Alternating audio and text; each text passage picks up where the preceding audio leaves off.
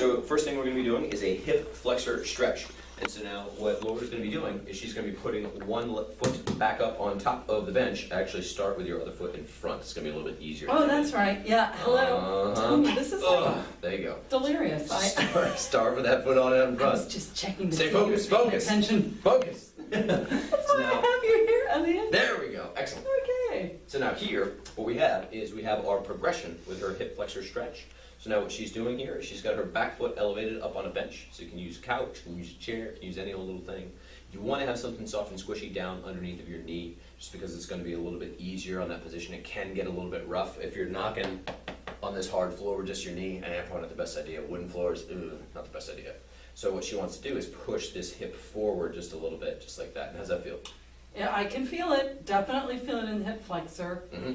My right hip flexor is not as tight as my left, so when we get there, I think I'll feel it even more. Well, let's go ahead and take a look at that left side. So let's go ahead and switch on sides here. So now we're going to do the same thing the other way, and this is going to give you guys the opportunity to see the angle. Hey, there you go. Smile, smile. Not just a hat rack up there, I see. Hold the hamstring. Oh, careful now. You okay? Got issues. There we go.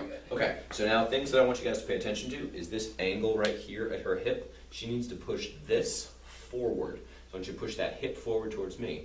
Keep pushing your hip forward towards me. Keep going, keep going. But now notice that she can't get that range of motion from here, so she's still pulling her ribs down and then just pushing that forward. That's the major difference. Oh, so now notice there's a little bit of a stability issue here. So if you need a little bit of something to hold on to, that's just fine. Ah! Something sturdy to hold on to. Hey, do you know what? You'd be surprised. I do it all the time. If you need a little bit of something to hold on to, you can, but you're trying to push that hip forward. The muscle that pushes that hip forward is her butt back here. So if she can squeeze her butt, it's even going to increase the stretch a little bit more. How's that feel? Quite nice, Elliot. Oh, it feels great. Oh, I just love it. Oh, that's awesome. You can go ahead and come on out of there. Excellent. Okay, so now our next stretch, let's go ahead and spin this mat for you. We're going to be doing our little 90-90 position here. I'll move this bench for you. Okay, so we're in our 90-90 position, and now what we're doing is we're just trying to drop the head down past those feet. And so now in order to increase this stretch, she's going to try to bring this hip down towards the ground like this, and then start to reach in this direction. So I want you to reach around like that. There you go.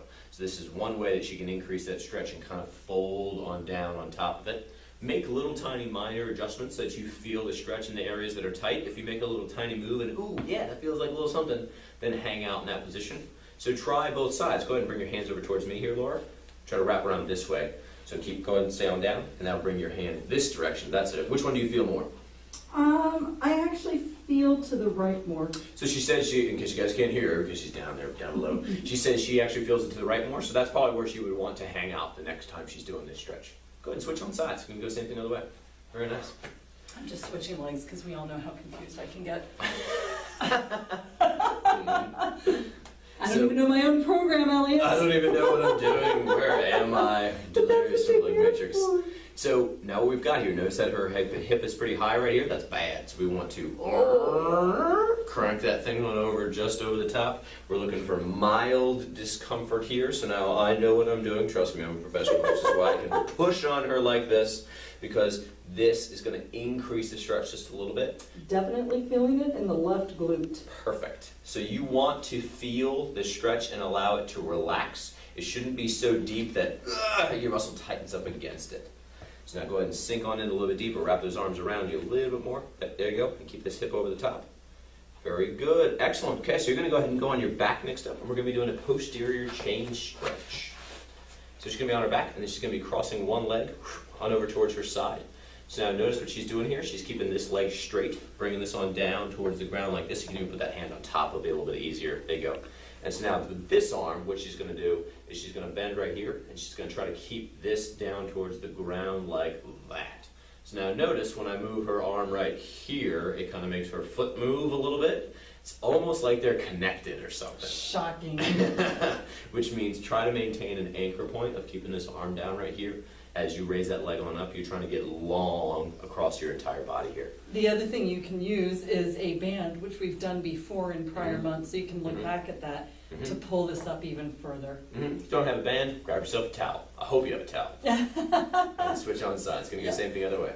Alrighty, this time I'm gonna have to turn around, even though that could confuse everybody. Yeah, remember which leg you're using. Right? Especially me. There you go. So go ahead and put that hand on top of the leg over there on that side for me, please. Put your hand on top. There you go. Okay, so now other things, other little minor fixes. Now we're going to try to get this arm down towards the ground. Oh my goodness. Oh. This is the one that doesn't want to go. This one is tight. So remember a long time ago we were doing wall slides, so it's hard for her to get her arm back. This is why, because it's tight right here. So if you want to fix little problems like that, then make sure to maximize these stretches. But another thing I want to point out to you guys, try to keep your bottom leg as straight as you can. It's not going to stay perfectly straight, but try to just keep it as straight as you can. How you doing right here, Laura? Oh, I would say I'm very imperfect right now. Imperfect. I can feel the imperfection. All right, well, let's go ahead and come on up. So we've got one more stretch for you. Yep. We're going to do a chest stretch. Yes. And come on up. All right, so now our chest stretch. We're going to go 90 degrees right here with her elbow position. And you could just use a door, you can use a closet, really old anything, and then we're just going to push on forward. So now ways that your body's going to want to cheat. Notice she already fixed it. She's learning. I like it. Neuromuscular coordination. My brain That's right. remembers what to do. That's right, which means no break right here. Still trying to maintain that good position because that's what's going to allow us to stretch that chest on out compensation free. So now an added little bonus just for you, Laura. When you're in this position, if you give yourself a little head tilt to the side, can add in a little bit of a neck stretch at the same time, just leaning away. You can usually feel a little bit of a good stretch, and that neck position gets tight in a lot of people as well. Cool, you ready to switch on sides? Excellent, yes. I'm feeling like Gumby. Oh, perfect. Awesome. Perfect, perfect. So go ahead and close those ribs down a little bit more. Yep, that's it. Try to lean forward. Try to raise your body up a little bit more. Just want you to get a little bit of a better angle. That's it. Okay, so now bonus time. We're now going to tilt the neck on right here. So now when you're trying to find that neck stretch, kind of roll your neck around, and where you feel that the most, just hang out and try to let that position get long. Those muscles get really, really tight, especially when we hold a lot of tension if we have to do things on the computer. Those neck muscles just get a little bit tacked down, get a little tight. So like that. Excellent.